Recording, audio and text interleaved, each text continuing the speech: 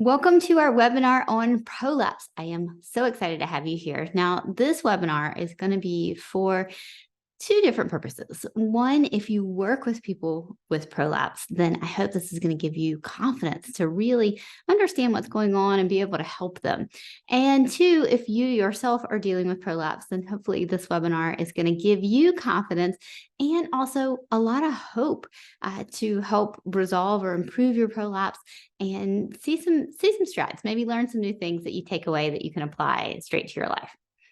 All right, so in this webinar, we're going to be going over what is prolapse, grades and symptoms, can you heal a prolapse, things that contribute to worsening of grades and symptoms, the role of pressure management in breathing on prolapse improvement, the importance of kinetic chain considerations, specifically for the hips and pelvis that influence prolapse in the pelvic floor, overview of a prolapse improvement plan, role of pelvic floor tension and levator anti-tearing in prolapse, and a look at whether or not you should do Kegels with prolapse, and exercises for providing healing, relieving symptoms, improving tension, and strengthening the pelvic floor. Okay, so I'm going to talk really fast. Anna is also going to talk fast. Anna's going to be diving into really great exercises for the pelvic floor. There will be a little bit on kind of more the advanced side, I think. But you know what? You've seen a lot of the basic exercises and a lot of the basic starting points, I'm sure, already. And so this is going to be like that, oh, did you consider this kind of exercise? So I think we're going to have a lot of fun with that. I'm going to talk really fast because we've got a lot to get done. So just a quick little background on me. I started personal training in 1995. Y'all, I love fitness and exercise. I love it. I think it is healing for both the body and the soul and such an important part of our lives. I've been a physical therapist since 2005. I went back for my doctorate in 2008 on the pelvis. I am the founder of Core Exercise Solutions, which is a continuing education company. I'm an orthopedic-based PT and trainer that has an emphasis on women's health specifically. I'm a wife and a mom of two, and I am an avid adventure sports athlete. And throughout this Prolapse webinar, I would like to share my story with you. I started working with women in kind of the women's health realm about a decade ago or more. And I ended up with prolapse about 6 years ago. So time just goes so fast, doesn't it? And so it was really interesting for me to have this journey after I had been in women's health for a while, after I had been helping women with prolapse, and then I myself having to go through it. And so it was really eye-opening. I learned a lot because I felt like I knew a lot already, but then it added this layer of maybe empathy is the right word, or just that true understanding of, okay, I felt this now. And then sometimes once you feel things, you're able to explain it or teach it a little bit better. Also, you're able to experiment on yourself, which is great. So then you're not experimenting on others. Now, if you would like to work with us further after this to help with learning more about prolapse, we've got two different ways that you can do that. One, we've got a pregnancy and postpartum corrective exercise specialist course. This has extensive pelvic floor and prolapse section in it, where we dive into the kinetic chain as well and everything to do for that. So that is a 34-hour continuing education course, and we have a PCS grad map. So if you were here watching this as someone who is dealing with prolapse and you would like to find someone in your area that could provide you assistance or help, I would check out that PCS grad map, because those are going to be people who've been through the course and learned a whole lot about how to help with prolapse. And then we also have a membership program, which is called Learning Through Applications. And this is for professionals that want to have some great hand-holding. They want to work on themselves. They want to go through workouts together. So we also offer 30 hours of continuing education through this program as well, because we know that time is hard to come by. And if you've got time to watch video, you might as well be getting CU hours out of it.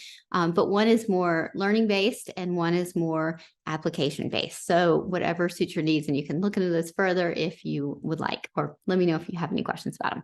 All right, let's dive into prolapse. So the main types of prolapse that we're going to be talking about here is cystocele or urethrocoele, and I'm going to be calling these an anterior or front prolapse. So I like to think about the pelvic bowl as dividing it into kind of front, middle, back, and we have sides. And we think about what's going to help specifically for the front. some of those recommendations will be different from what's going to help with the back. So if somebody has a rectus heel, I might go about that a little bit differently, especially on the exercise front, than I would if somebody has a cystocele, because those are going to be two different things. And we're going to be getting different muscle group involvement, specifically when we go into the kinetic chain as well. And then we've got uterine prolapse, which is in the middle. So these are going to be our vaginal prolapses that we're going to be thinking about. And then after somebody has a hysterectomy, then that leaves them at risk for a vaginal vault prolapse. Okay, so we're kind of layering that on as well. Now, the symptoms of prolapse, the main things that you might hear somebody complain about, and I want that to have that aha moment of, oh, okay, I need to pay attention here because this might be prolapse. They might complain of heaviness, like, oh, I feel a heaviness in my pelvic floor, pressure or bulging sensation, like, it just feels like something's falling out or something's not right or something's there. So they might describe it like that. And you know what? I found people will tell their trainers more than they will tell their doctors. So if you were in the fitness world, you might be getting more information about somebody that could lead to helping them more so than somebody in the medical community. All right, back pain is associated with uterine prolapse because as that uterus drops, it pulls on ligaments, which can then cause back pain. Difficulty emptying bowel or bladder. So you might have difficulty with stopping, difficulty having a complete bowel movement, maybe feeling like things are getting a little bit trapped. The sensation of a tampon or bubble feeling, incontinence, and it's often worse at the end of the day following exercise or upright activity. Okay, so that is generally the most common symptoms that I've heard for prolapse. And we're going to talk about the difference between prolapse and tension because I feel like that's a huge one. All right, so prolapse grades. This is when the pelvic organs descend into the vaginal canal with a vaginal prolapse. So the prevalence varies based on study, but I've seen studies that show up to 50% of women have some degree of prolapse on a physical exam. So think about that. If you work with women, think about all the women you work with, 50% probably have some prolapse. I think that is a big deal. You're hanging out with a group of friends, 50% of postpartum women have some sign of prolapse. And so if you feel alone, do not feel alone. 50% is a big, big number. All right. So this is not something, it's not talked about a lot, right? We're kind of hushed about prolapse.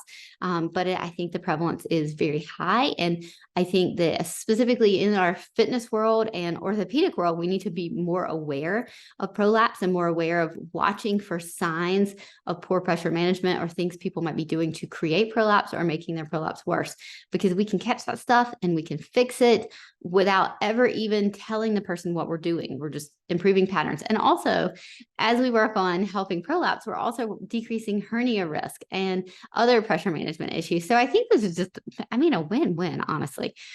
All right, causes of prolapse. Pregnancy, independent of delivery mode, is a contributing factor for prolapse, okay? So just being pregnant. So you can't necessarily always have the C-section to escape the risk of prolapse. Childbirth, specifically an instrument-assisted delivery, multiple birth, or prolonged second stage of labor. Chronic cough. So coughing is the big one. And I remember I was postpartum with my second, and this is like ended up with prolapse from my second delivery because I had a little bit of lead vein or ani tearing from him because he didn't tuck his chin. He had his hand stuck up by his head, and he had a head in the 90th percentile. And it was what it was. You know, the nurse freaked out that was in there, and she was like, what are we supposed to do? What's happening? And the midwife was like, it's okay. She can get the baby out. And I'm like, I can hear you guys.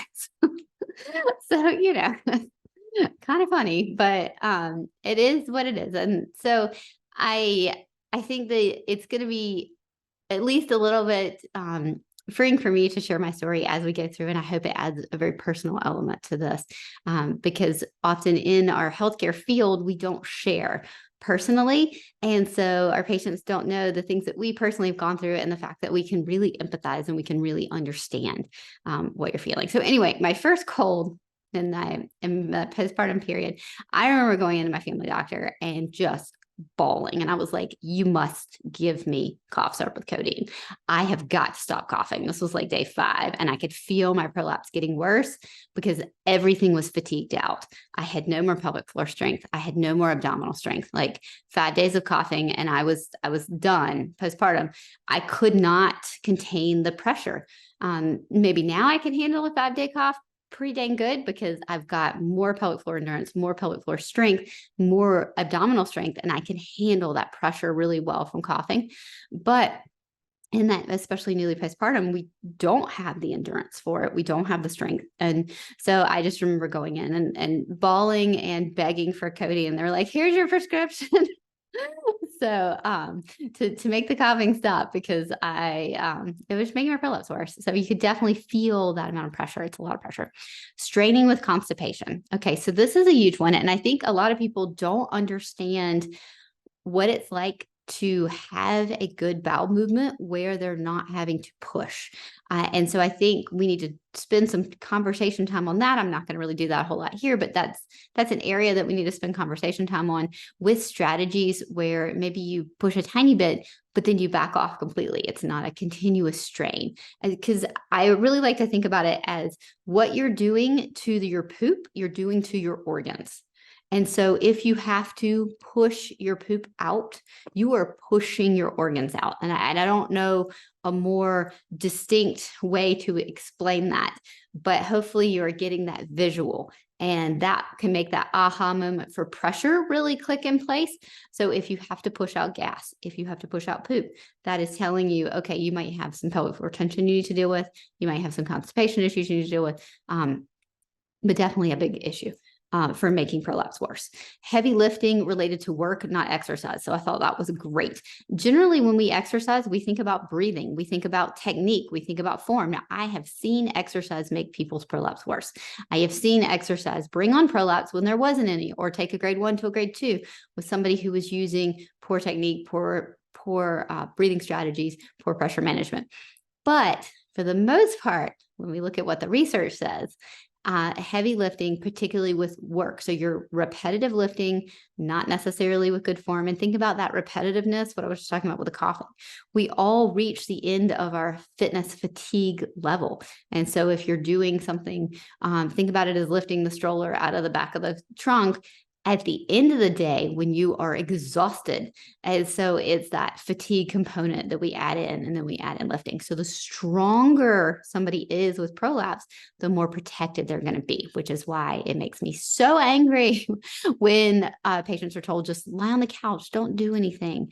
That's not going to help their prolapse. I mean, it might help them in that 1 hour to feel a little bit better, but when we look at where are they at 6 months from now, their prolapse is probably going to be the same or worse because they haven't been getting stronger. They haven't been applying strategies. So I think rest can be one of the worst things you do for prolapse. But you need to have good strategies, good control, good purpose with what you are throwing at it. It's not just, oh, I'm going to go to the gym and lift as hard as I can because Sarah said get stronger with prolapse. Like, that is not what I'm saying. Okay. Not what I'm saying at all. I'm saying have purpose behind what you do, but you need to do something. All right. Connective tissue laxity and a genetic predisposition. Right. So this is real. If you have more hypermobility, you're going to be at more risk for prolapse. If you have a genetic predisposition for this, you're going to be in a more predisposition for prolapse. So my half of my family has hernias. Okay. Which is screaming to me connective tissue weakness.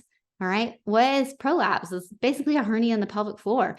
And so if you ask your mom, ask your aunts, your uncles, your grandparents, and find out, do you have a history of hernias? Do you have a history of the women in your family having hysterectomies? And find out what those hysterectomies are for. But I think knowing that you have that genetic predisposition can be really important, specifically going into additional pregnancies and things like that, just to know how much you might need to play it safe. So your friend or one of your clients might be running at 4 weeks and feeling phenomenal.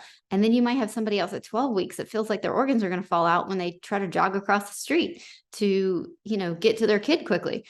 So you're going to have those different genetics that are predispositioning people for recovery times postpartum.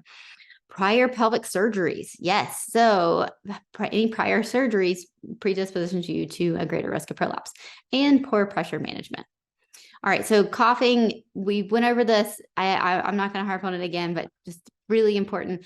Coughing direction of pressure matters. So what I want you to do right now is I want you to give me a fake cough. So I want you to inhale up into your neck and shoulders.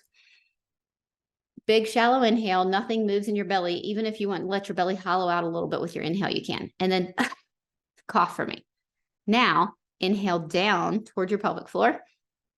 You can feel your belly move some if you want, but I want you to feel a lot of pelvic floor give with your inhale and then cough. Okay, do it again. Maybe a couple more times. Sometimes you got to do things more than once to feel. Can you feel the difference in pressure direction with your directed cough, with your shallow inhale versus your deep inhale? And that is one of the reasons why I say your inhale matters more than your exhale when it comes to keeping your prolapse safe.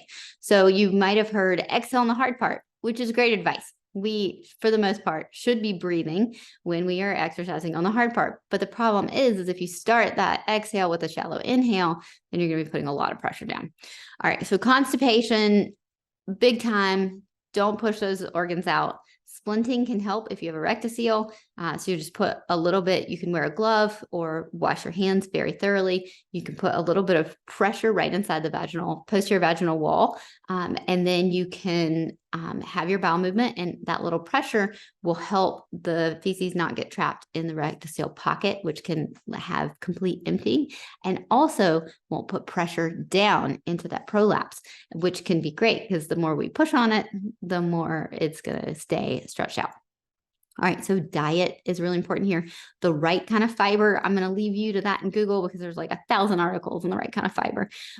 Make sure you're drinking plenty of water. Magnesium is my friend for constipation. I can't recommend any supplements, but I personally love to take some magnesium for if I'm ever feeling constipated. And exercise, get moving every day. It is very helpful. Now, I consider there to be two types of prolapse. Okay, so we have pelvic floor muscle tension that increases the appearance of prolapse. So this needs release work, and patients are often better visually after. So if you go and get release work and your pelvic floor, your prolapse looks better immediately after, congratulations, because your prolapse is more centered around tension than it is fascial stretching or giving. So this type of prolapse is often a lot worse with Kegels.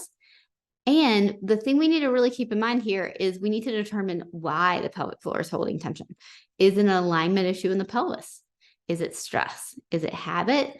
Is it compensation for something else? Because that pelvic floor is a very middle core muscle, and it can compensate for other muscles around it. Is it fear? I mean, so if you feel a prolapse, sometimes we want to hold because, hey, we've got to hold those organs in. And so when we have that fear, we reinforce that tension pattern. And so learning to be brave, learning to face that fear, learning to let go is very important. It may come and go very quickly. So if you feel like your prolapse comes and goes, then it's probably more tension related.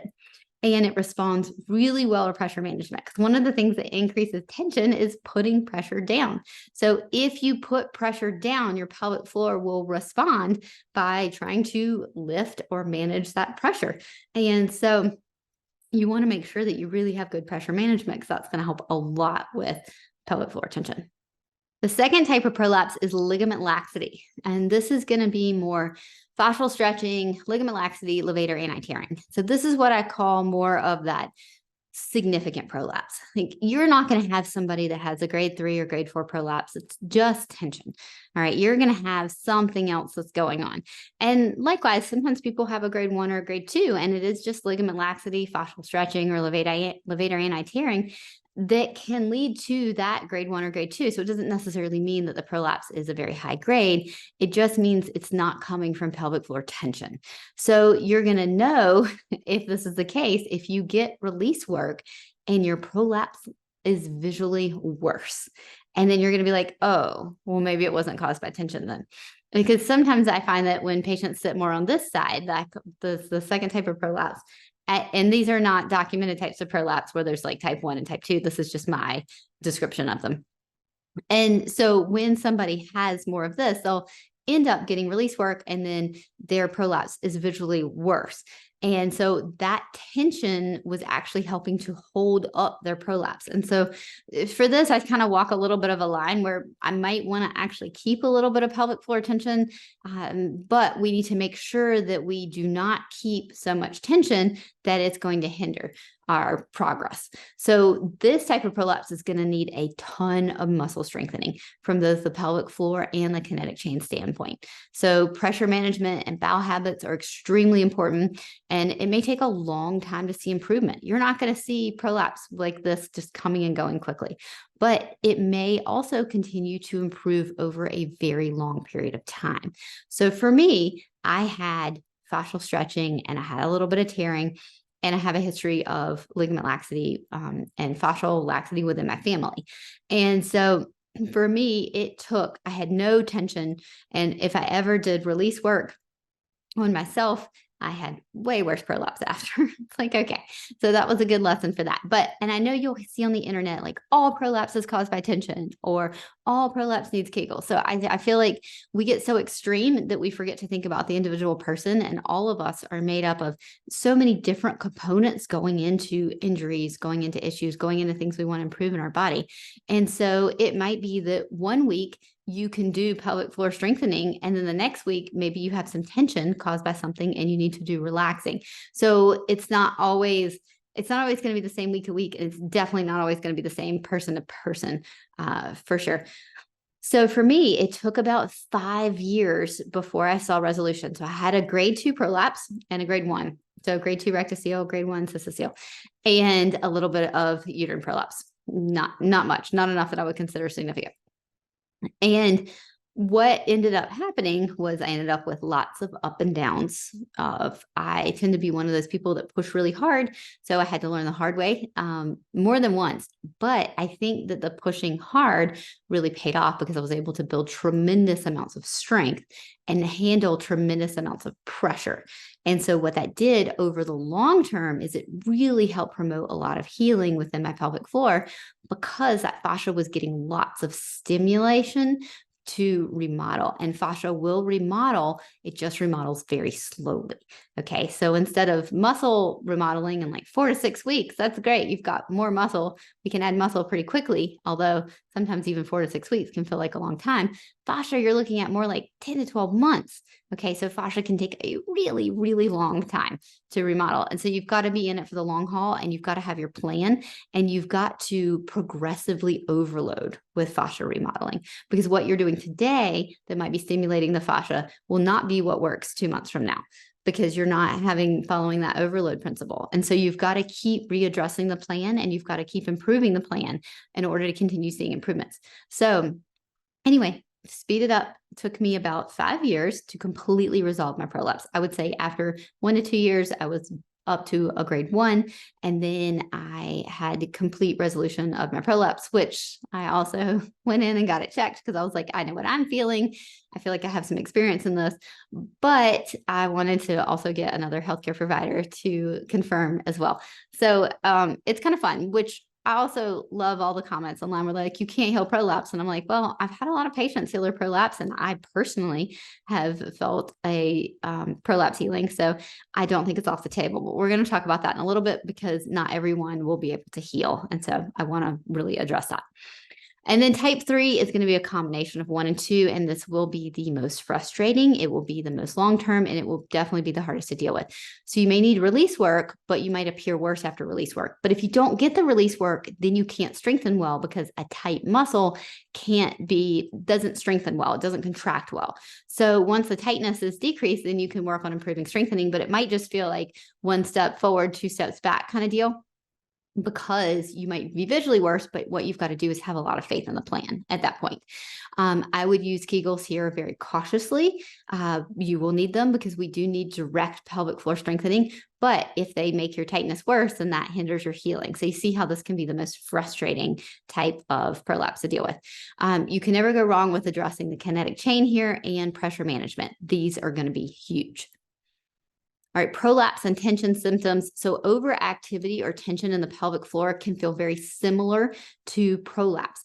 You can have that tampon sensation in the vaginal canal. You can have that bubble feeling, like air. If you've had it, you know exactly what I'm talking about when I say the air bubble feeling. You can have a heaviness or fullness. Usually the way you can tell the difference is tension is associated with pain or discomfort. So pain with insertion, tailbone pain. Prolapse is not usually painful. Okay. So if somebody is like, I want to have prolapse surgery because of the pain my prolapse is causing. I'm like, I think that's probably just tension, which surgery is not going to address the tension. And so if you're having pain, then that's a sign you probably had pelvic floor muscle tension. You can get some pain with like a grade 3, grade 4, because of all the thinning of the tissue around the urethra. So you can have pain with insertion with like kind of a urethral irritation when you get into really high grades of prolapse and have very thin tissue. So that can be something that can cause some pain. But in general, tension is going to be more of your leading causer of pain than prolapses. So let's talk a little bit about intercourse. So, and this is what I just said with that tension with the higher grades. But the thing to think about is intercourse can be very healthy for our lives in general, and finding that time to step into that space to feel sexual, because having prolapse does not scream, oh, I am a sexy person. At least it didn't for me. And so there was a bit of overcoming of that to embrace that sexuality and not let having prolapse define who you are. And I think that is a really big emotional statement that I just made, and one that I think a lot of people with prolapse grapple with. And so I think it's really important. It's something to address and something to think about. But if you want to think about it from a clinical standpoint, think about having intercourse as a repositioning for your prolapse. Okay. So it just pushes it in, which is great. So that can be a great way to think about it. You might have a visual increase in prolapse after. Couple reasons. One, you might be fatigued from contracting your pelvic floor, which is great. Hey, think about that as strengthening. Or some women hold tension in their pelvic floor after. And so that increase in tension may require some release work post intercourse. So just put that in the back of your mind as something to maybe think about or address if needed.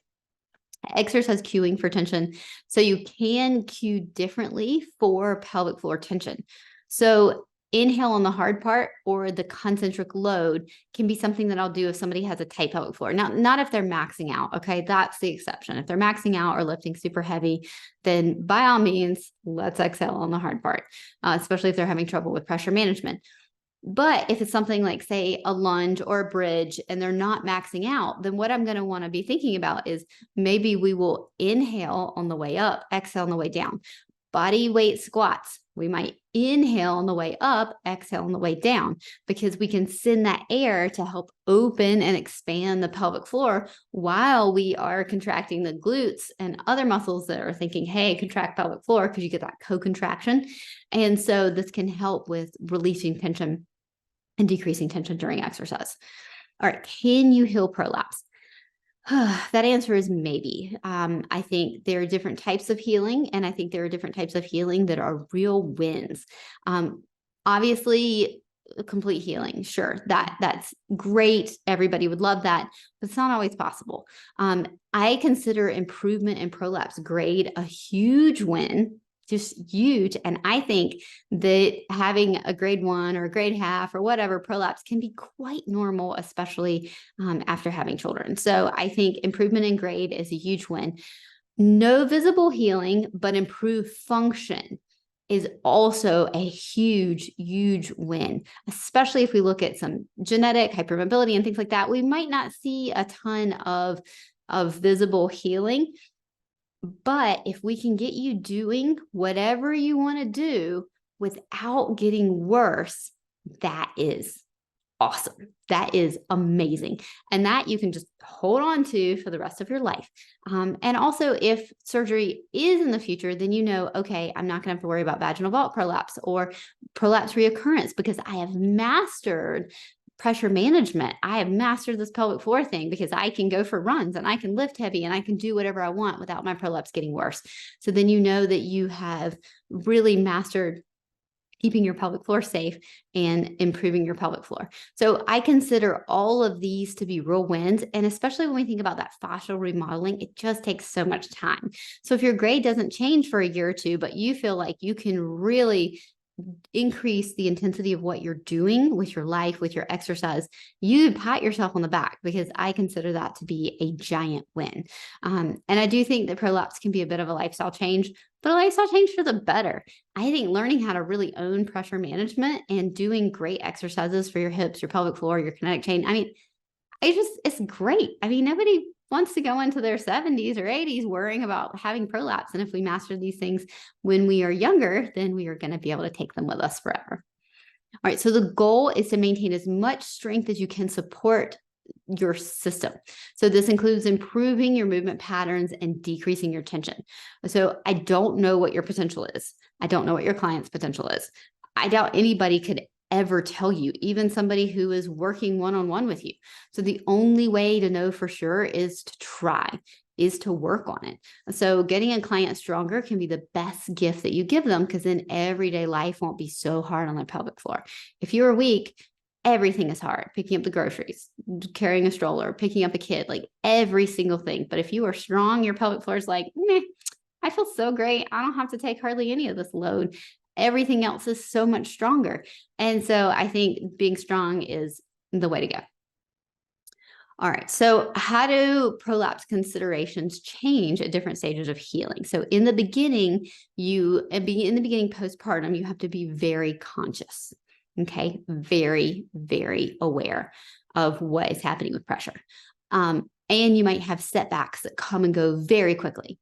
But later, when you are further down the road from the hormones, you can have way more setbacks. You can push harder. You can have way more going after things that won't cause as many setbacks. Okay. So paying attention to hormones is really important. Pregnancy and postpartum ligament laxity can make the pelvic floor more vulnerable to pressure. Then a loss of estrogen during menopause can also increase the risk for pelvic floor dysfunction, and it can slow healing. So variability in hormones during the monthly cycle can also be a factor as well. I've had patients who complain about their prolapse feeling worse during ovulation or some right before their period. And so it can be a variation within those hormone cycles to just pay attention to, and just know that we can have maybe a little bit more vulnerability when we are in those times of higher ligament laxity. All right. So one of the things I wanted to mention about my story is the small wins are a big deal. So when you have the small wins, when you have a new aha moment, when you discover a new way that you've been bearing down that you didn't realize, or not managing your pressure well, celebrate that win, because those small wins are going to be what really gets you through. Right? Should you wear a pessary? All right. So this is one of those questions that I get asked where I'm like, maybe. It could be the best thing you ever do, or it could be the worst thing for your pelvic floor. And the only way you're going to know is try. All right. So does it increase tension that then compounds around to hindering your strengthening? Because if it does, then that's not something we're going to be wanting to wear, especially for workouts. Now, you might want to wear it when you take your kids to Disney, or you're, camping for half the weekend and you're exhausted and you're having to lift things. That is when that would be a great time to wear a pessary. So can you still feel pressure down when you wear it? So a lot of people will wear a pessary just in case, but then they don't do anything. They're not doing anything specific for their pelvic floor. They're not thinking about pressure management because, the pessary is there, but then they take the pessary out, or a year or two later, they don't notice any different in their prolapse because they haven't been able to feel pressure down, because they just have that there as their safety net and they're not conscious of putting pressure down. Do you have levator anti-tearing? So if you do, you might want to wear a pessary, because especially when you do really hard exercise, because you're going to be a little bit more vulnerable due to that lack of volume of muscle. And so wearing a pessary might be a good idea during really when you know you're going to be doing really hard things. High level of pressure for work or life, this might be the time to wear it. The thing I can tell you is that if your doctor refuses to fit you for one, because they say it won't help, which I happened recently to a patient, then you can try menstrual cup. All right, super easy. Just be sure to release the pressure from the side before pulling down, because you don't want to pull down on your uterus. But this can be a good way, and you can see, does it help? Does it increase tension? Does it make things worse? Your tightness, does it make your prolapse worse, or does it make your prolapse better? And that can give you some clues as to how you might do with a pessary. So just some things to think about, where sometimes it's great and sometimes it's not so great. All right, should you Kegel? That answer is also maybe, because remember, we're all different and we all need different approaches. So do you have increased pelvic floor tension? If you do, that's probably not the best time to start pelvic floor exercises, but it might be. Sometimes when you contract something, so let's say you're holding tension in your neck and shoulders, if you squeeze them up and then just let them go, that can release more tension than if you just try to pull them down and tell them to relax. So sometimes contracting the pelvic floor can really help with releasing the pelvic floor. It just depends on how you go about it and if you're able to get that complete release after contracting. Are you putting pressure down? Because if you are, you might need to get stronger with a Kegel to help combat that pressure, because think about that pressure is pushing that prolapse out. Do you need more pelvic floor strength for your activity level? There is a big difference between someone who walks for their exercise versus somebody who goes to CrossFit. And I think that one thing to keep in mind was this research study that I really liked that showed CrossFit athletes did not have stronger pelvic floor muscles when compared to their non-strenuous exercising counterparts. So this suggests that specific pelvic floor muscle strengthening rather than general muscle fitness is needed to improve pelvic floor muscle strength. All right, so take a step back from this and think, is your pelvic floor strong enough to handle the load you're placing on it? And personally, for me, mine was not. I mean, my pelvic floor strength was a 5 out of 5. Any pelvic floor PT who assessed me would be like, oh, your strength is great. I don't know if Kegels would help your prolapse or not, but I needed loads more pelvic floor strengthening because I'm doing really, really, really heavy work. So I am doing really heavy, like weighted pull-ups and things that create tremendous amounts of stress and pressure down on my pelvic floor. And so my pelvic floor needed to be beyond a 5 out of 5 strength. I needed a lot of, we think about muscle hypertrophy, meaning making a muscle bigger, making a muscle stronger. We need to think about, does your pelvic floor match the rest of your muscles and the pressure you are able to generate? So sometimes somebody is able to generate a lot of pressure, but they don't have the pelvic floor muscle strength to handle that pressure. And pressure is good. Okay. Pressure is great. Pressure helps us keep our spine still when we lift heavy things. So pressure helps us lift those heavy things. So pressure in itself is not bad. It's just kind of what we're doing with it and how we're handling the pressure. All right. So bottom line, pelvic floor muscles support your pelvic organs. That it is what it is. They do. So increasing the strength and size of the pelvic floor muscles will only provide more support. So you can't strengthen a muscle that's sitting in a shortened position though. So you've got to decrease that tension before starting any type of pelvic floor contraction routine, or it could make symptoms worse and increase that weakness over time. All right. So just keep that in mind. It's a nice balancing act. So Kegel doesn't mean one size fits all. It doesn't mean everybody should do 3 sets of 10 for blah, blah, blah. Somebody should maybe do like 18 sets of 10 and somebody should maybe do none. All right. So there's not a prescription that I can give you because it is all going to depend on you, which means you just have to learn a lot more. All right. So strengthening fully, fast and slow contractions, endurance versus strength. So you're going to have different needs based on different demands. So are you maxing out for a sport or are you a distance runner? Obviously, these are going to be different. Are you doing Olympic lifting, fast twitch, hang clean stuff? Or are you doing more slow plod, needing your pelvic floor to have loads of endurance for maybe you go out and run marathons? So what your pelvic floor needs strength-wise is going to vary based on the demand that you're putting on it as well. And that is something that you can really help people with if you're working with people with prolapse, is helping them understand what their pelvic floor needs, just like you would understand what their glutes need or their quads need or their biceps need for being able to help with their life. All right, so quick list of everyday tips. Don't strain to defecate or pee. I'm pretty sure that's gotten through now. Avoid constipation as much as possible. Bring awareness to your movement. Build needed strength. Okay, if there's strength there, you gotta bring it. Tune into tension, specifically those upper abs. So are you clenching? So one of the check-ins I like to do is take your fingers, place them right underneath your rib cage and just gently press. Does it feel squishy right underneath your rib cage? So it should feel squishy right underneath your rib cage for most of your day. You don't want to be holding a lot of upper ab tension, because that upper ab tension is where you bear down. So go ahead and take your fingers, place them underneath your rib cage. And now I want you to go ahead and bear down for me. Okay, so just lightly, bearing down lightly is not going to hurt your pelvic floor. Doing it a few times to test. Okay, we can't live in fear of all the little things. Okay, so bear down a little bit. Do you feel how your upper abs contract? Do you feel how you cannot bear down without contracting your upper abs? So your upper abs are the secret to bearing down, and definitely the secret for retraining bearing down. All right, so a couple quick relief positions, because I know finding relief is huge. Anterior prolapse. So prolapse in the front. I love this kind of modified child's pose where you stick your bottom up in the air and then you can just wiggle your bottom around too, and think about that as helping that prolapse fall back and in. So at the end of the day, when things are feeling really tired or bulgy, this can be such a great thing to do to give you a lot of relief. Relief for posterior prolapse, you can lift the tailbone on a pillow to help that fall back in. I also like to go squish against the wall, or you can even do a hamstring drag where you lift your tailbone up and that helps it fall in as well, and relief.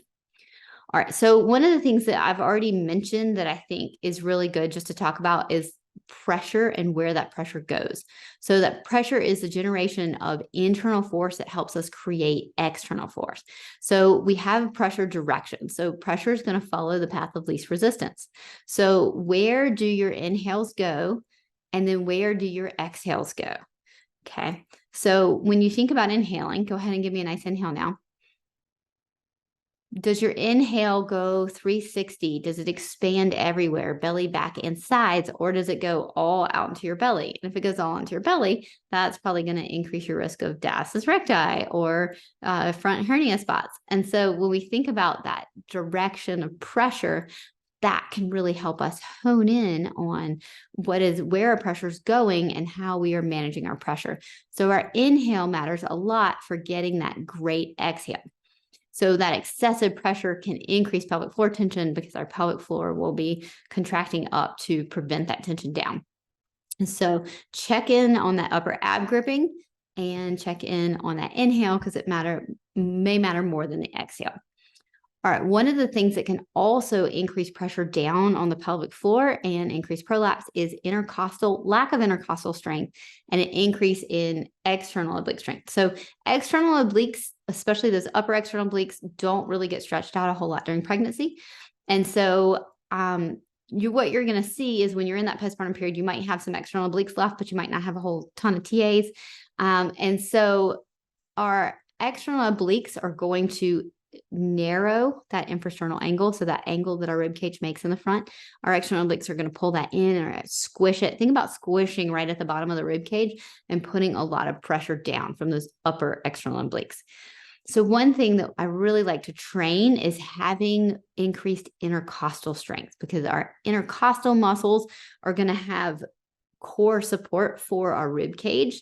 And then think about it as an complete, even contracting for inhales and exhales versus a cinching more at the bottom of the rib cage. So if we're trying to use our external obliques to lever our ribs down to get out air, like when we exhale, our external obliques will pull on the bottom of that rib cage, creating a cinching effect, and that puts pressure down, versus if we use our intercostals, we have more of that complete rib cage squishing to get the air out, which doesn't create any pressure down on our pelvic floor at all. So I think really focusing on lots of intercostal strengthening over external oblique strengthening is very important. I think that working into a hip hinge is also extremely important.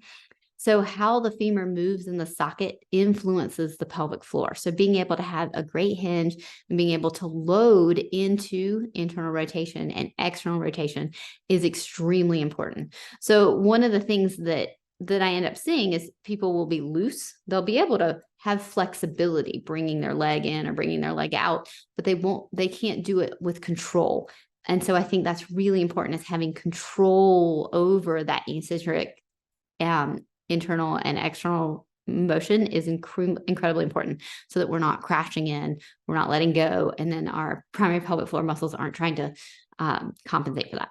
So a portion of the levator ani group inserts into the fascia of the obturator internus, and the obturator internus inserts into our femur.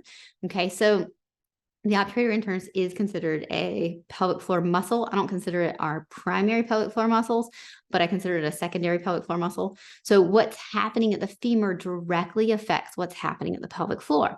So I'm going to say that again. If you don't think that your hip strength and hip function, if your hips do not feel amazing, super strong, then that is affecting your pelvic floor. There's also studies showing that a hip replacement can affect the pelvic floor as well. So there was a study looking, I don't have it right off the top of my head, but I'm thinking it was around 70% improvement in pelvic floor complaints, so things like incontinence, improved by just simply getting a hip replacement. So better movement within the hip joint itself created a resolution of pelvic floor symptoms. So I think that's pretty darn crazy and pretty awesome that we can use the hips to influence the pelvic floor like we can.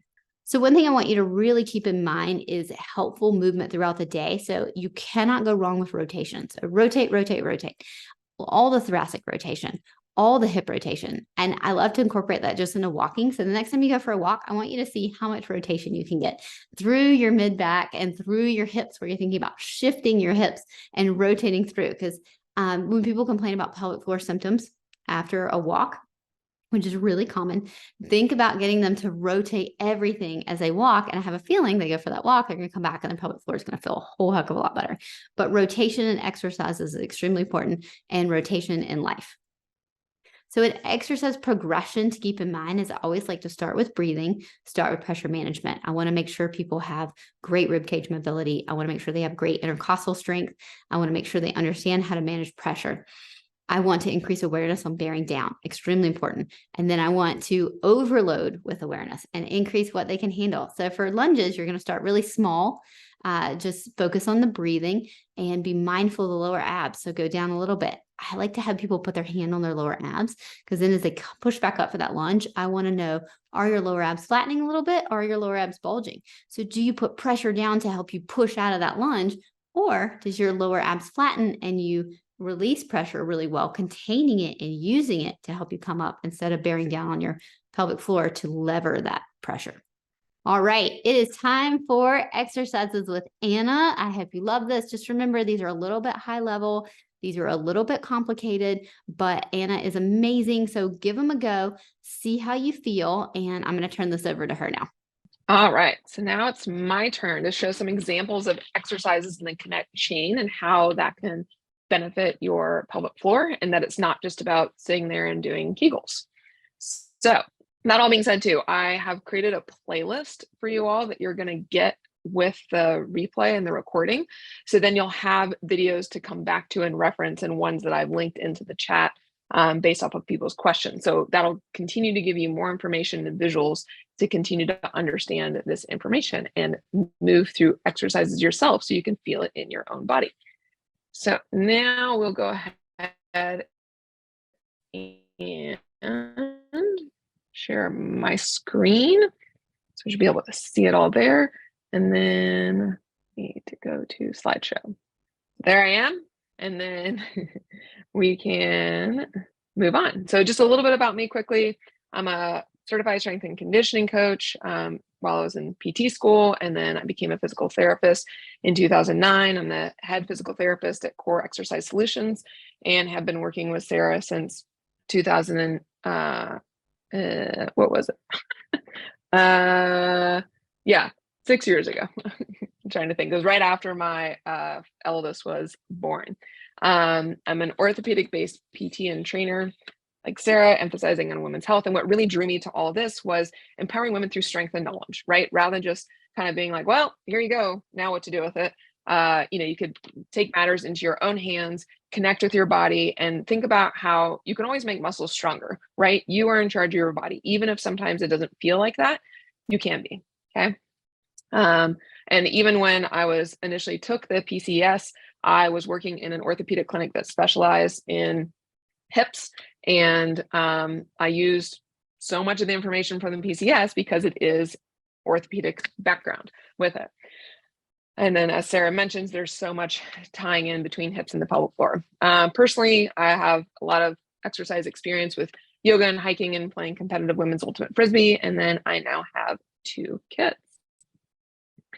So with these exercises that I'm going to kind of give you little snippets of, we can think about how when we're looking at the kinetic chain, we're overall using movements and positions to shorten what's overly lengthened and lengthen what's overly shortened. So basically everywhere in the body, we're trying to treat it like, say, your biceps here. We're trying to make sure that that muscle and area can fully shorten and fully lengthen.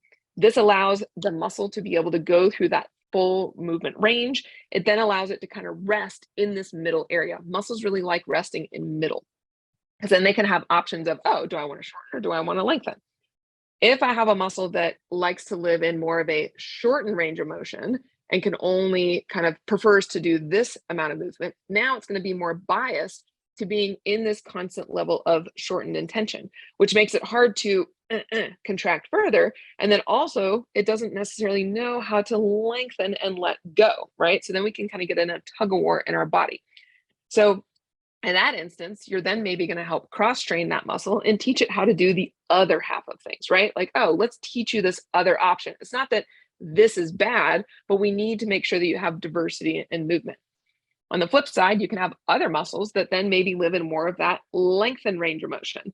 So then they can feel tight, but it's more like they're just hanging on for dear life with it.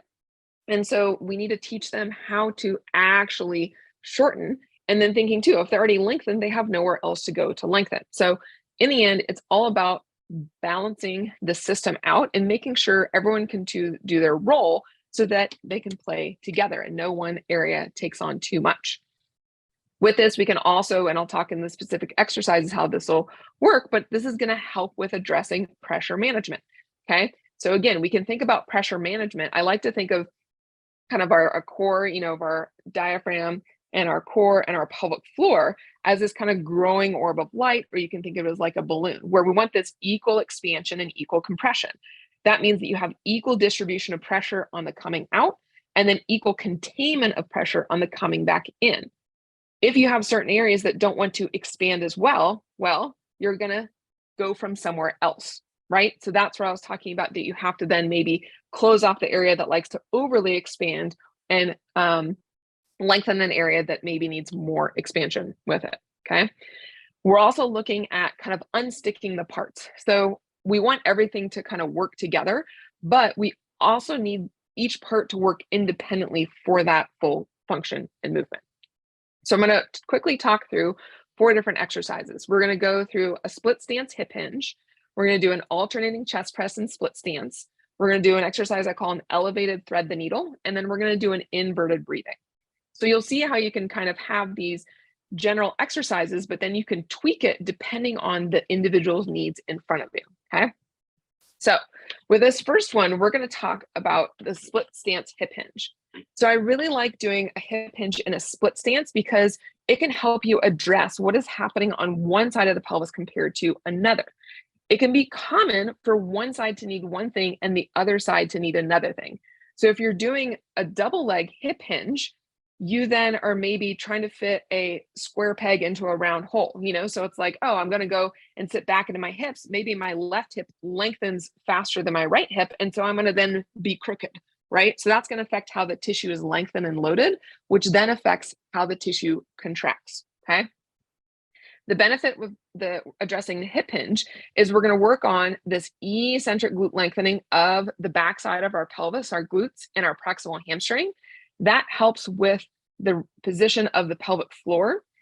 It also helps with backside pelvic floor tightness.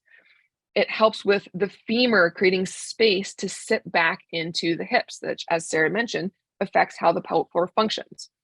We then can think about how having improved glute max and proximal hamstring strength will help those deep hip external rotators not try to do it all and take over. And when they're trying to do it all and take over, that can contribute to backside pelvic floor tightness, which, as Sarah mentioned, can contribute to symptoms of prolapse and affect how your pelvic floor can function, right? If that muscle's constantly tightened, It doesn't have anywhere else to go. So we need to teach it how to lengthen.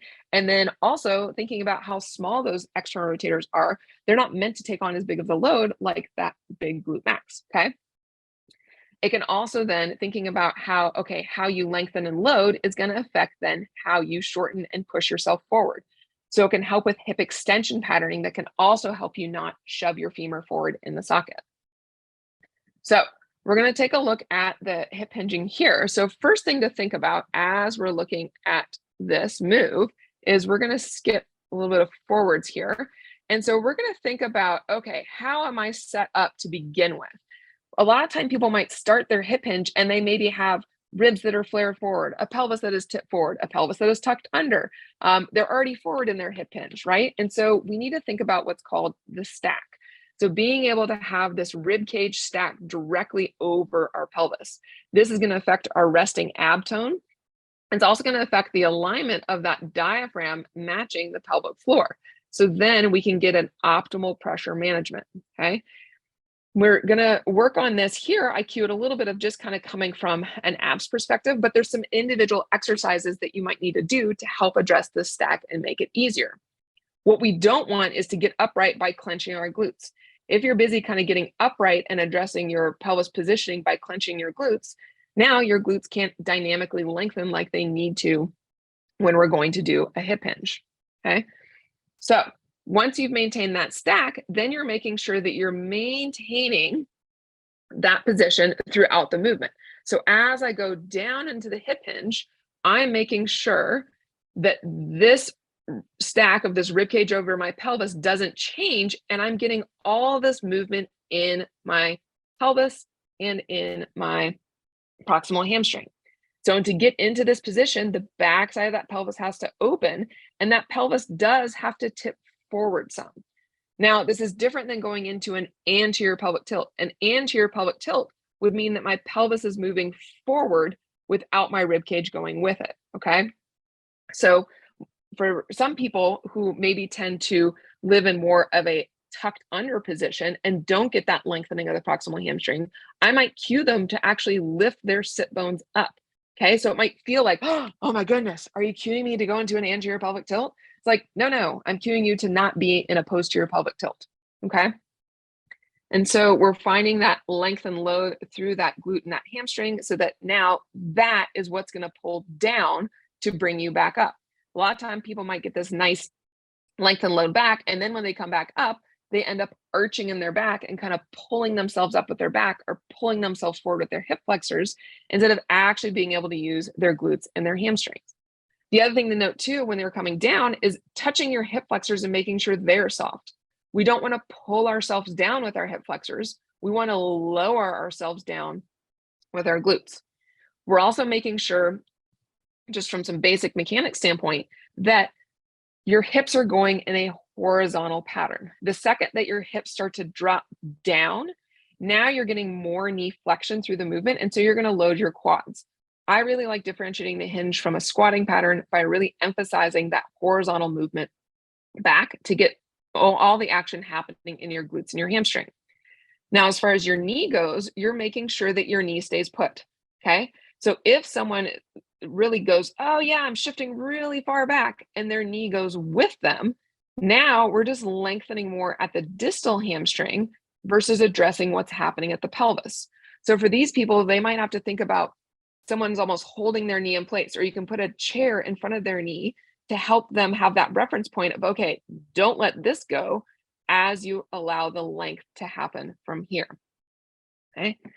So some other props that you can use is as I am going down into the movement, I might need a little bit more support with a chair. So what I'm going to do here is I get up to a chair, and you're going to use the chair to help unload your upper body. So sometimes just giving a little bit of unloading here can help your glutes and proximal hamstring let go. A muscle will have a hard time letting go if it's not strong enough to eccentrically lengthen, okay? So sometimes just having that chair there to help unload that upper body can help you kind of groove the pattern. You can use those hands to help kind of push you back up a little bit, going a few reps up and down, and then maybe afterwards you don't need it anymore. So then now we can also look at using a book. So if I go to, and this is one of the videos that you'll have access to afterwards to hear me jabber on in that video, you can use a book to elevate the front of your heel of the front, or sorry, the back of your heel of the front foot. This can be particularly helpful for people that just feel a lot of tension in their hamstrings or even in their calves, and can help change the position that they are in space, not only in their pelvis, but also in their foot and ankle, to help them feel more in their glutes. So it's a pretty simple hack where if people aren't feeling it in the desired places, I'll be like, all right, just try a book underneath your heel. Oops. And it went back the wrong way. Sorry about that. I can't click that button.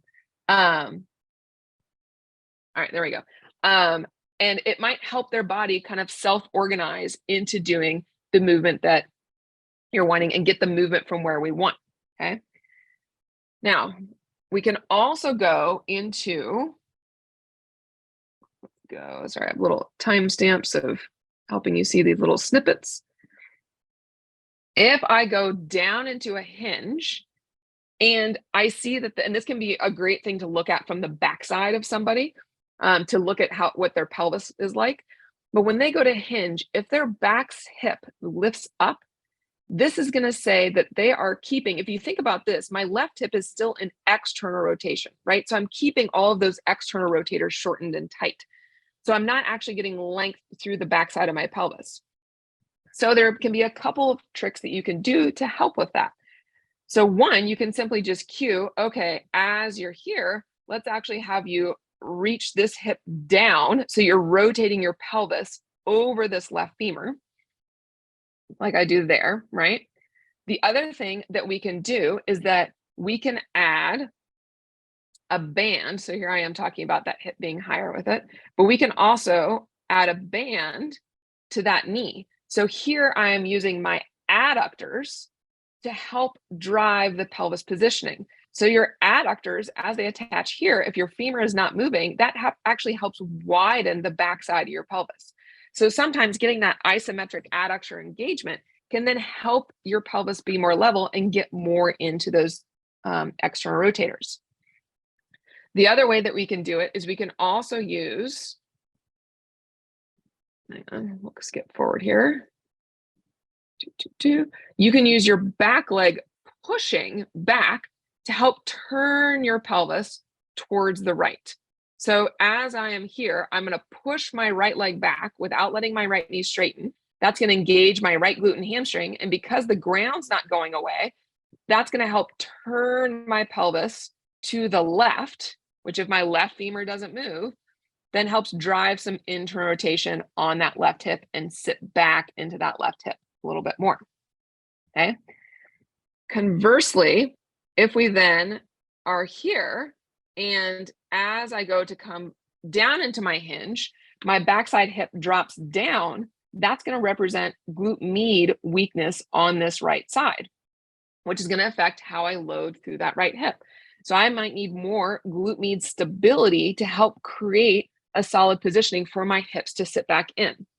Okay, so this is how we're starting to introduce some frontal plane control in a sagittal plane movement, okay?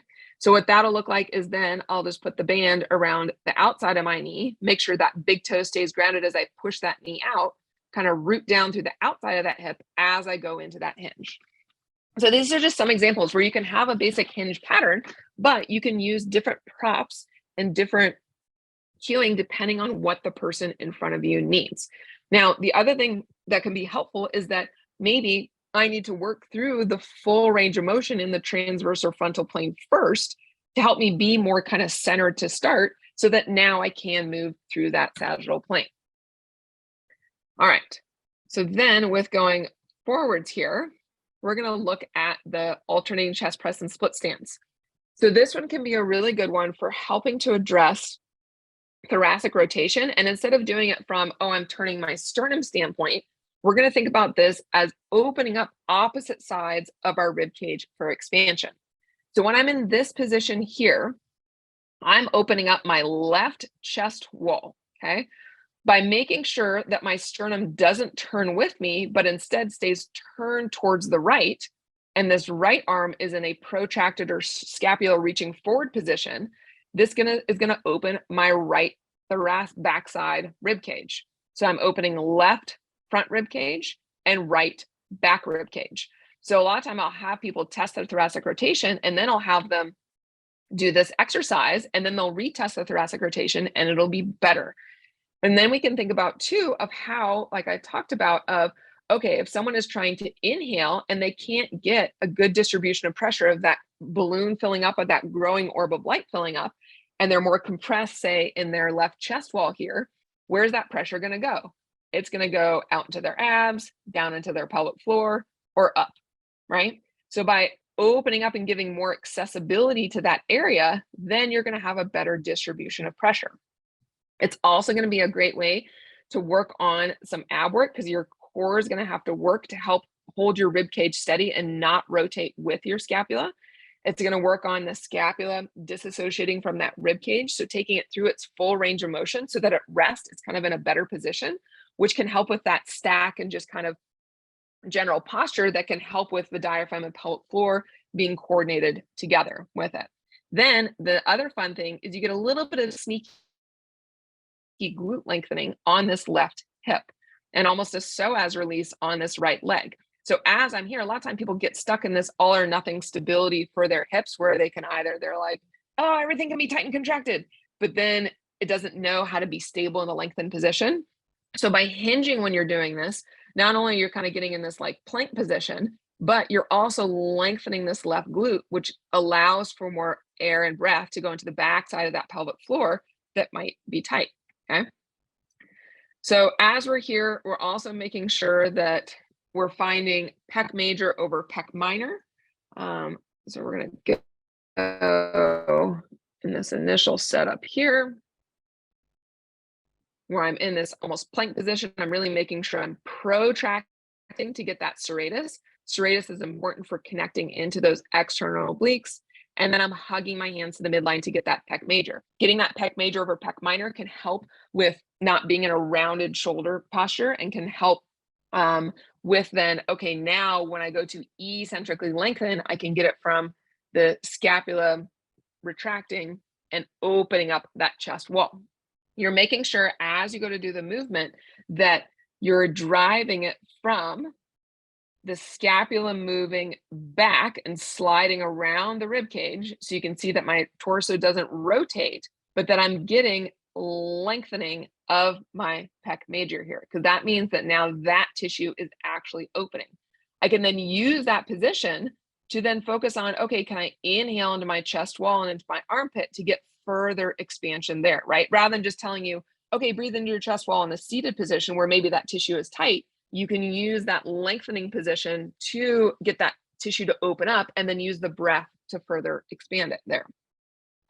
So a lot of time after people have done this, and you'll alternate doing one arm and then the other, they can feel that they just stand a little taller, their shoulders feel a little bit looser. So it's a fun way of working mobility and improving kind of resting position while actually feeling like you're working out, right? And doing a move that kind of feels familiar. All right, so then now we're going to talk about this elevated thread the needle.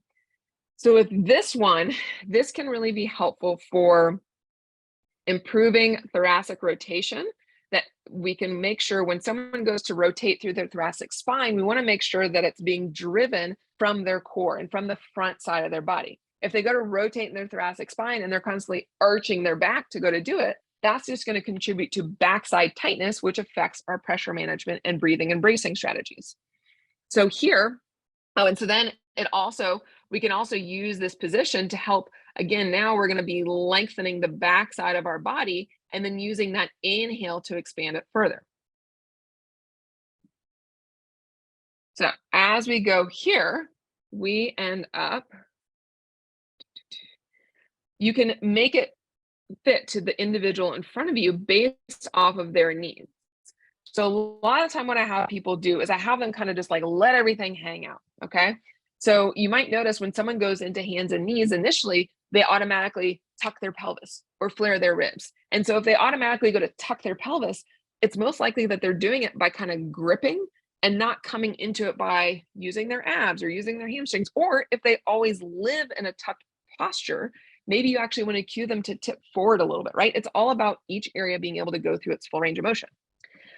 So I'll have them kind of relax, like lift their tailbone up, sink down, kind of give a little wiggle to get release, and then say, okay, now I'm going to choose what I'm using to lift up into it. Okay.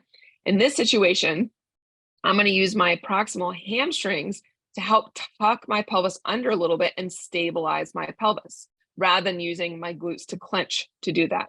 Okay. If glutes are clenching, then my breath isn't going to be able to go down into the backside of my pelvic floor. However, going into some of that posterior pelvic tilt is going to position those lower abs into a better position to function from. So using those hamstrings can help make it easier for you to connect to your lower abs. You can also squeeze a block between your knees to help with opening up the backside of your pelvis, connecting more with your lower abs in front of the pelvic floor. And then we can think about when we go to do this rotation, I'm going to make sure that I maintain a press through this left arm to help with this rib cage shifting back and away from this left shoulder blade to open up the backside of my rib cage and diaphragm. And then I'm going to reach this arm through. I'm having this hand on a foam roller, so I'm not collapsed down and keeping this. A lot of times it's going to be a lot less of a range of motion that people want to do with it. And as I'm rotating, I'm using this reach and this serratus connection on this right side to connect my right external obliques to my left internal obliques. We need this cross-body connection in our core to help us rotate. By using hamstrings here or the block squeeze between your knees, it's going to help you really isolate that movement through your rib cage rather than moving through your lumbar spine and pelvis. Now, if someone needs a little bit more of the adductors, this is where, okay, as I go, or those internal obliques, as I go to rotate towards my left, I'm going to hug my left knee in so that this can help show my left internal obliques to show up a little bit more. You can also watch if someone tends to be more upper abdominant, that they don't scrunch down, right? Cueing them to stay longer through their spine can help them find this core connection while maintaining length that can help with more of a balanced core engagement. If you're constantly crunching down from the top side, that's going to put pressure down into your pelvic floor and lower abs, okay? Getting that nice length can help that pelvic floor lift. And so even with this setup, and I'll show you more so in the next one, but you're going to think about, okay, how does the person need to be cued to kind of fill in their curves? So if I were to go to set up and I tended to really overarch in this mid-thoracic area, I might cue to sink down through that area. If I tend to sag down through here, I might cue to lift up. So in the end, you're looking for this kind of flat back and pelvis. Okay? So again, that's going to vary depending on the individual in front of you. You can also bias it if someone has one-sided weakness in their abs of, okay, maybe when they are reaching here and rotating to the left, I'm going to cue more left internal obliques by squeezing that left knee in. But then maybe when they go the other direction, they still need more left side abs. So I'm going to cue more of a reach and more of that serratus to get left external obliques. Okay. And how that rib cage is positioned and can move is going to affect how the diaphragm moves, which affects how the pelvic floor moves because they can mirror each other. I think of it as like a line of energy and flow. Okay. Then you could even take it through a full range of motion where, okay, we're going to reach and rotate through and kind of close off the front. Now I can come back out and use more scapular retraction on Sarah's right arm here, pushing the ground away as my right shoulder slides, as her left shoulder, her top arm slides back. So here you're going to get more chest wall opening. You're still thinking of right external obliques connecting to left internal obliques to help drive that position. A lot of times people will go into this one and they tend to arch from their back instead of connecting with their core. So sometimes getting more of that rounding, opening in their back, connecting in the other direction, kind of creating a round rib cage that can then improve how those shoulder blades can slide back on is needed first. Okay. All right. So last one I'm going to chat about, and then we'll hand it back over to Sarah and release you all, is this inverted breathing. So this can be a really great position. Sarah has mentioned it before in some other posts about it being a prolapse relief position. We can think about how this is like, if you think about my core canister as being a water bottle with water in it, if I'm upright, not that I'm going to tip this upside down, everything's kind of hanging down low here, right? And so if you have prolapse, then it's like a trampoline with snow on it. Everything just feels like it's hanging down. So then you might have the tendency to constantly tension, like Sarah mentioned, and contribute to that tightness, even though everything is in this lengthened and hanging down position. Or thinking about, okay, if I'm trying to engage my pelvic floor or engage my lower abs, I'm working against gravity. Whereas in this position, if I flip myself, now all of the water goes down towards my upper body and it unloads my pelvic floor and my lower abs. So again, with the setup, we're looking for Q is needed to then get this nice long spine instead of overly tucked. We don't want that chest to be pointed towards our thighs. I'll often cue a laser pointer in the center of your boobs pointed straight down with it.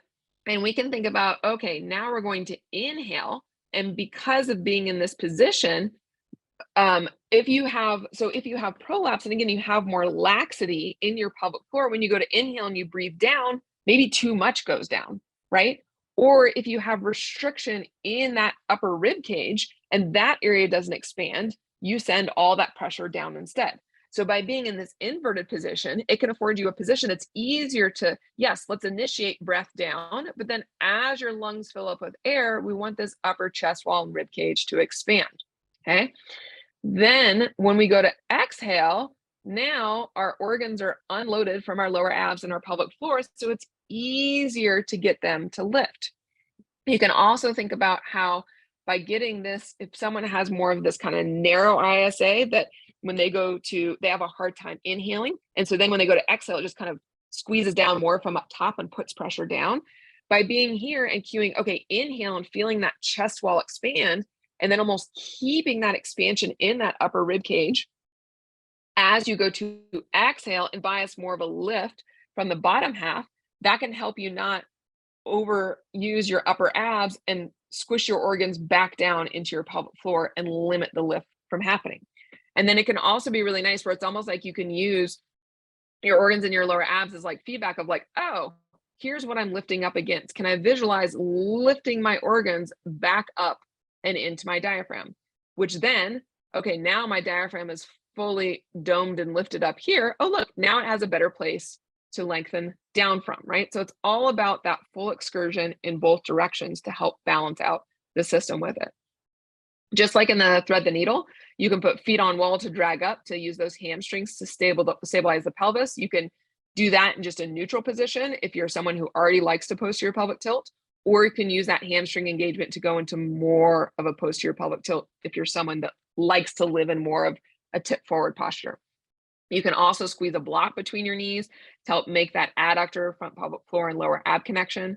But this can be just a really helpful position to help when you have this ingrained pattern of having a tendency to overbrace in the middle and upper abs.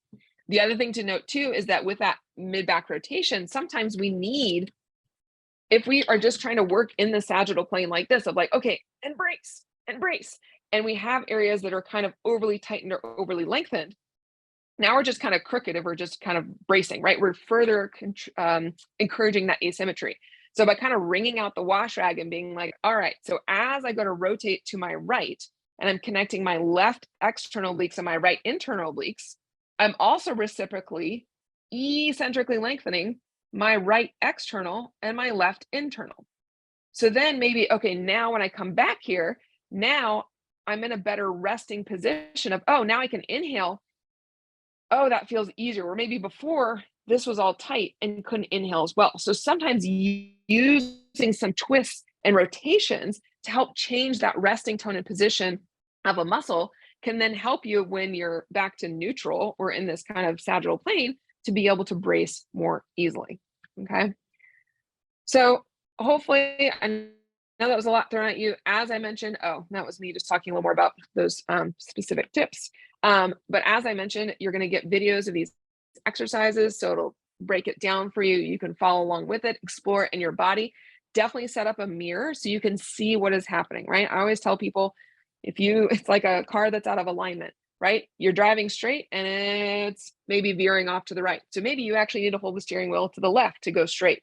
Or if you've been kind of walking around like this for a little while, this might feel straight to you. So it'll feel like you're going the opposite direction. So using a mirror for that extra feedback to help bring body awareness, using the wall, using block squeezes to help bring awareness of where your body is in space can help you get the most out of your exercises. And again, help you not just continue to encourage a pattern that you're already maybe doing a little too much of. It's not that that pattern is bad, it's just that that's the only thing that you're using, right? So we need to help train something else opposite.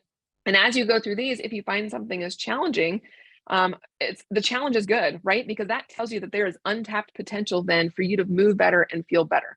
The trick is making sure that you do something that is an achievable challenge. If as you go to do it, it is overwhelming, and no matter how hard you try, there's like sparks coming out of your ears and you just can't make it happen and you're trying to fight tension with more tension, that means that that exercise is not right for you at that point in time. So you either need another variation, or maybe you need to do a workaround of addressing something else first or addressing something in isolation to then come back to this with it. But that's my little exercise snippet for you all. So hopefully you can see these ideas of this kind of full kinetic chain movements and how you can address what's happening in the pelvic floor by looking at the whole body with it. All right. Thank you, Anna, for giving us such great exercises. That was awesome. And just don't keep in mind, there are a lot of other exercises and a lot of things that maybe are even a little bit more simple that start at the base of that plan. And then once somebody is at a fairly advanced level, we're going to want to move into all those nuances, because remember what I said before, you've got to have that exercise path where you keep progressing, you keep layering on, you keep getting more specific, or you're not going to get that overload principle in the right way. And then we're not going to see that prolapse improvement. All right. So quick overview plan, just to keep it general, is bring together a total body picture for prolapse improvement to increase the chances of healing. So it's not just what's happening at the pelvic floor, it's what's happening with the whole body. So step one is to build awareness of the pelvic floor. So body awareness and connection. Step number two is to stop bearing down, manage pressure without overly contracting, because that's going to cause tension. Decrease pelvic floor muscle tension and increase pelvic floor muscle strength. We want strong pelvic floors.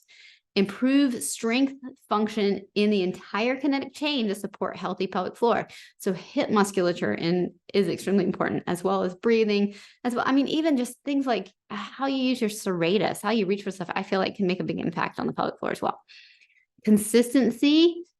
So reevaluate the plan. Just stay consistent and then reevaluate the plan and improve your exercise selections for targeting and overloading every couple of months. I feel like this is really important for seeing improvement. And then stay the course, have some hope. Improvement takes time. Okay. You've got to have that good plan in place, and you've got to give time for the plan to work. So thank you so much for joining me for this Prolapse webinar. I'm sorry if I talked a little too fast, but hopefully you were able to get something really good out that you can take away and apply to your life, and that can help you. Maybe you took away an aha moment, even if it's just one thing. I think that can be really valuable for something to add. Or at the very least, I hope you took away some hope and encouragement so that you can then pass that on to others to have hope and encouragement if it's something that you didn't need for yourself. But if you needed it for you, then I hope you took away some hope and encouragement on how there's so much improvement to be had with prolapse.